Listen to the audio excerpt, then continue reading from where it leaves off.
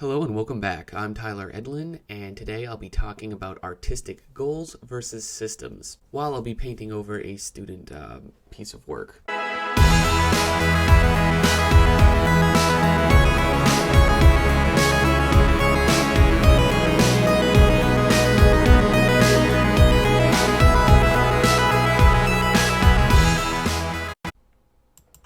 Hey, so as a brief background for this image, this is something I found on my hard drive from my mentorship, I think about 2 years ago now, and I just wanted to show something while I kind of talk about this, which goals and systems and everything, which I feel is a good natural progression from what I've been discussing on this channel in regards to building yourself up artistically. A lot of that kind of came from your habits, setting goals, and I talked a lot about what I learned, what I failed at, and what I'd like to do.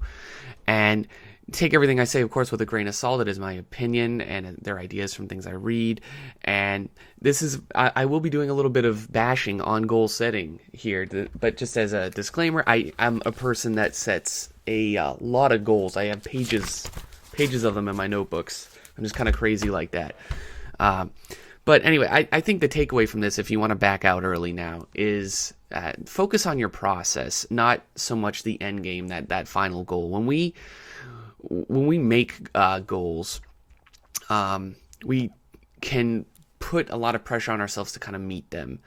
And I think the best thing you can do, my 3 tips for just growing artistically in regards to goal setting and your systems and everything would be to set realistic goals. If I were to make a hypothetical goal is I'm going to go paint, the whole ceiling of my house and do a mural on 5 different rooms and stuff. No, I'm not going to do that. I know I'm not going to do that. So trying to even pretend to myself that I'm going to do that for a while it's just crazy. It's ludicrous.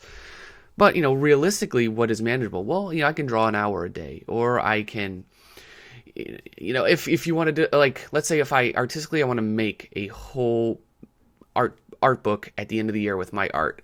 If I think of it that way, I'm going to probably fail because I'm going to psych myself up about it. But if I just say, well, you know what, every week or every month, I'm going to try to do 1 to 2 paintings, personal paintings, and I'll get them done, and I'll just think of it, as the process. I'll just consider the now and not so much what's going to happen.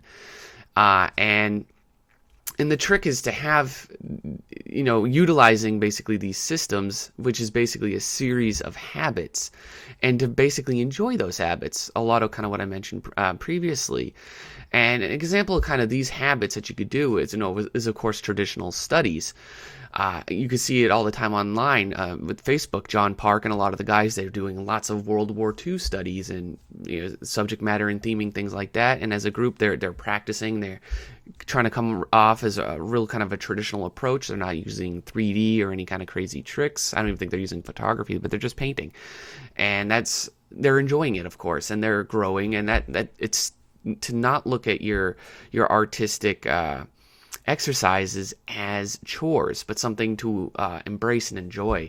Another thing you can do is, again, the aspect of a community, participating with people and growing together, and finding peers and creating basically feedback loops that and I'll get to that in a moment as well. But the other thing is to if I wanted to practice or drill something and make it more fun and enjoyable for myself, maybe something like, as artists, what we could do is stream our work. We could go to live stream. We could go on YouTube and do their live broadcasting thing, and we could make friends, share our process, grow, and it's a little more fun like that. I personally have been every Monday night, 9 p.m. Eastern, I joined the Brush Sauce group, which I'll have a link below, and we just go to a Google Hangout and we draw. You're welcome to join us. Come anytime. It's fun, and we just talk to shit and have a good time.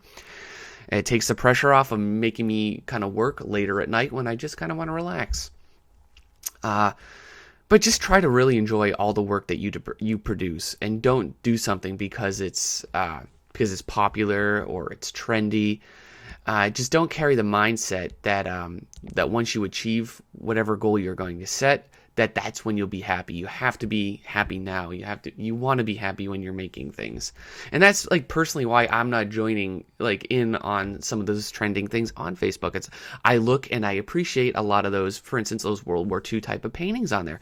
But I personally am not interested in that subject matter right now in my life. And I just don't care to kind of join in and do that. And that's fine. I'll practice and develop myself artistically in my own ways, and ways that I will enjoy more of. And so, yeah, creating feedback loops. Keep track of your progress. And this is a good thing to do if you're not going to outright directly set your goals.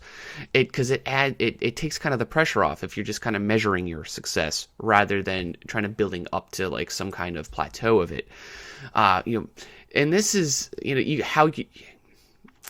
you could measure your success a few ways. You could track the amount of followers you could have, or you could track, if that's your goal, you could track what paintings are being more received well, or, how people are responding to them. You could have someone to bounce ideas off of course, to just, increase your anatomy or your use of lighting or 3D, whatever kind of feedback you want on things. But it just like for instance, I ran some stuff last week with my Facebook post, and I'm monitoring my progress. How many followers did I get this week, or how many likes did I get on this? I'm not basing what I do off of that, but I'm just measuring it to see if things increase or not. And to some degree or another, it's a way of building up to goals and creating, again, feedback loops. And yeah, so those are really the 3 tips I have to take away from this. 1, set realistic goals. 2, create feedback loops. And 3, focus more on your process rather than the goal itself. It avoids putting extra pressure. All these 3 things will help you avoid the extra pressure, the feelings of failure, and it will just help you focus on your technique and creating, and hopefully it will bring a greater sense of happiness to your workspace and your art. So now tell me, everyone, have you ever set some artistic goal that you fell flat on your face? You just said it's so ambitious, it didn't work out at all. I kind of let you guys know what I failed at last year in the previous video, and I'd love to hear from you on this. And are you implementing systems this year to enjoy more of your art? I am doing more fan art because I've always enjoyed that and neglected it for years. I'm building my own world stories and characters. And I'm finishing up my workspace so I can enjoy working in my studio. Thank you for watching, subscribing, and take care. So now we're back with a Brush Sauce community question. Quizzical Smudge asks, I need some help. I want to become good at matte painting, and I want to know what is the most efficient way to be practicing this. Should I be trying to do concepts as well, or should I be trying to make photos parallaxing? What I said was matte painting is probably the most difficult discipline to do well. It really does require advanced levels in design, a mastery of all the fundamentals, an understanding of cinematic lighting, and access and knowledge of using both 2D and 3D software packages. I think you should really be working on the fundamentals first. Some of the earlier matte painting videos I've watched, it was just of Dylan Cole, a really kind of famous matte painter, and he would do them all by hand. If your fundamentals are strong enough, you could do a painting without a photograph, without a 3D. Of course, nowadays it's not practical to do so, but you should be able to train your fundamentals up enough so that you could paint things at a photoreal level. That is the key. Doing still lifes, drawing from life, and just drilling, light, perspective, form, and value. Anyways, thanks for viewing, and take care.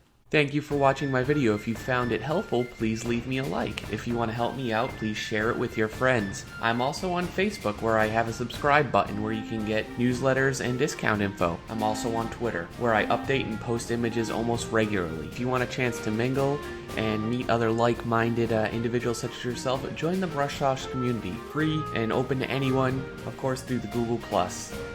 And finally, if you'd like to inquire about my mentorship program, head over to tyleredlinart.com, click on the mentorship tab, scroll through, read over some of the guidelines, and feel free to check out several of my testimonial videos on my YouTube channel itself.